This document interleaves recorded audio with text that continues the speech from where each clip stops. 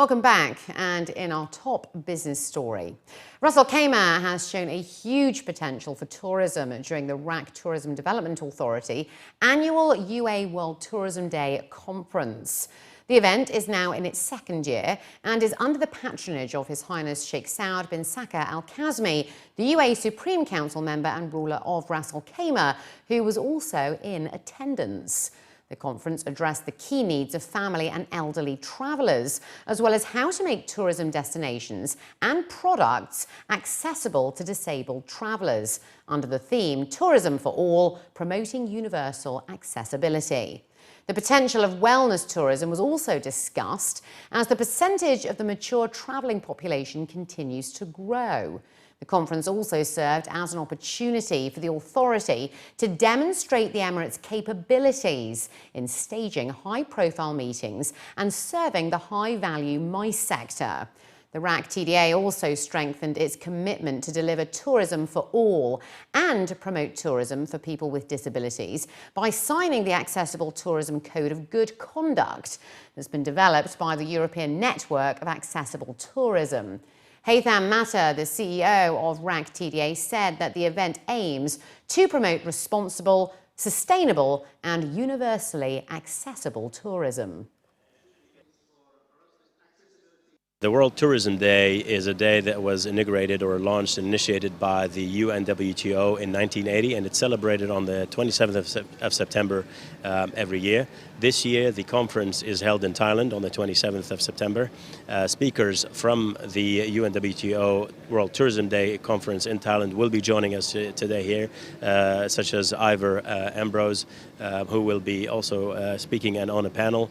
We also are celebrating the theme, which is Tourism for All, making tourism accessible for all different types of visitors across the globe, whether they are families with children, elderly, or visually or hearing impaired or disabled travelers. I think that the region, in terms of the tourism authorities here, first of all, they need to think very carefully about how they plan their tourism offers and how they work with the businesses here over the next 5, 10, 15 years.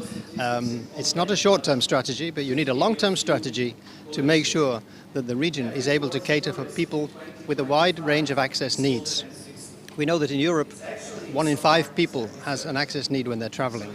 It may be because they have a disability, which is may or may not be clear to see, but it may also be that they have health-related problems, or they are traveling with very small children, and all these things imply that they have certain access needs. And I think that the tourism sector in general is still playing catch-up, still trying to reach a point where they're able to cater adequately for people's needs.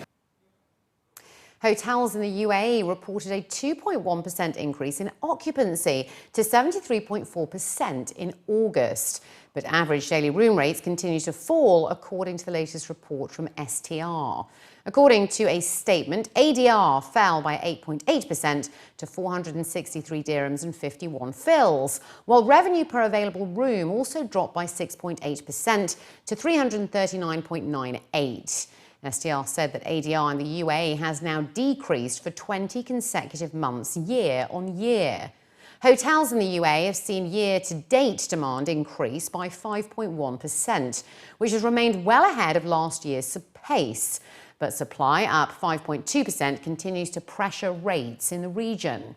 The latest data also showed that Oman hotels saw a 3% rise in occupancy to 49.2%, but a 10% drop in ADR dragged RevPAR down 7.3%.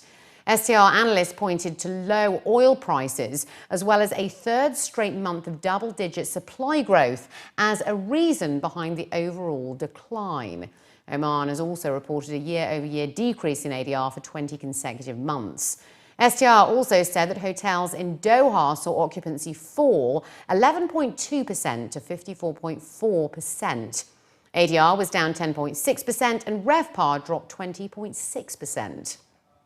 The latest edition of GITEX Shopper 2016, the region's biggest ever retail show for consumer IT and electronics, opened its doors to visitors in Dubai today, offering exciting deals on various products, including smartphones, tablets, laptops, and wearable technology.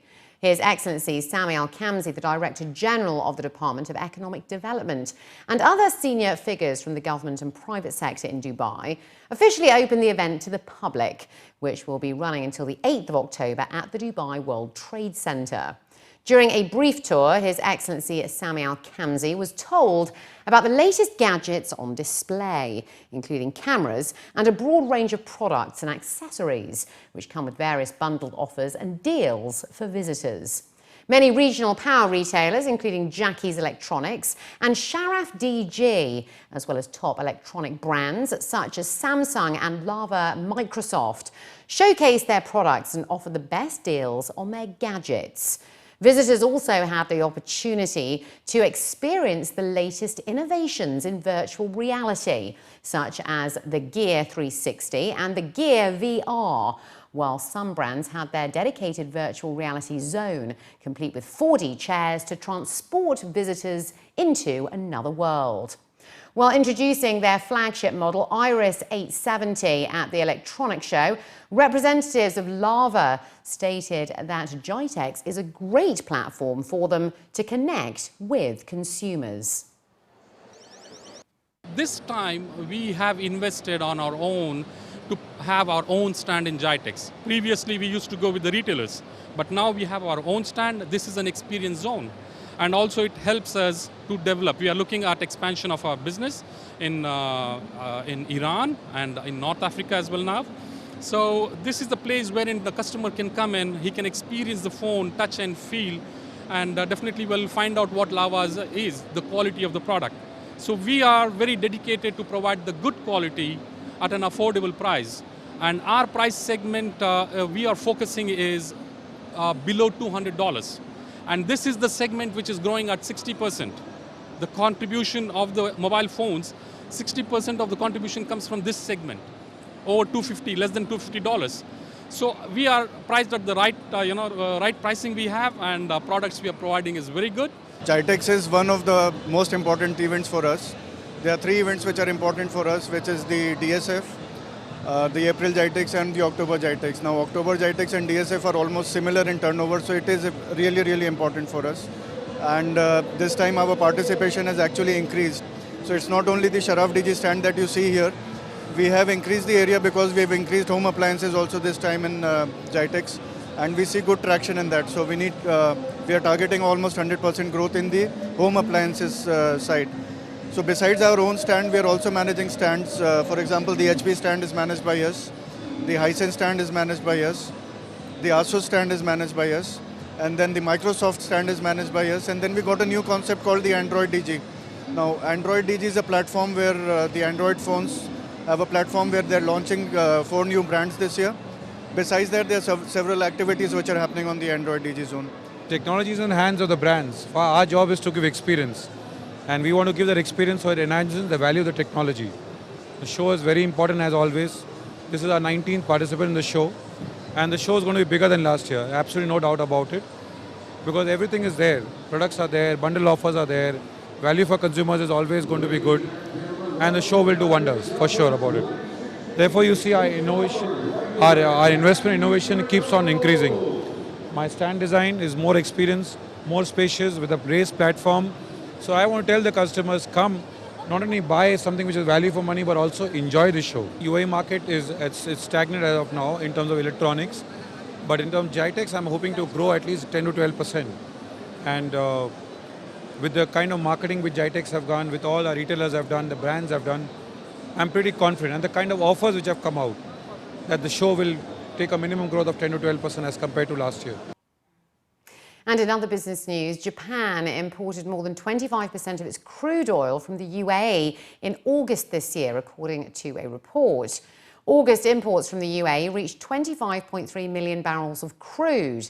That's according to the data released by the Agency of Energy and Natural Resource in Tokyo. The agency, which is a part of Japan's Ministry of Economy, Trade and Industry, also stated that Saudi Arabia exported 30.3 million barrels, or 30.5% of the total imports. Other exporters to Japan were Kuwait, Qatar, Russia, Iran and Iraq. And Japan's total crude oil imports for the month accounted for 99.3 million barrels.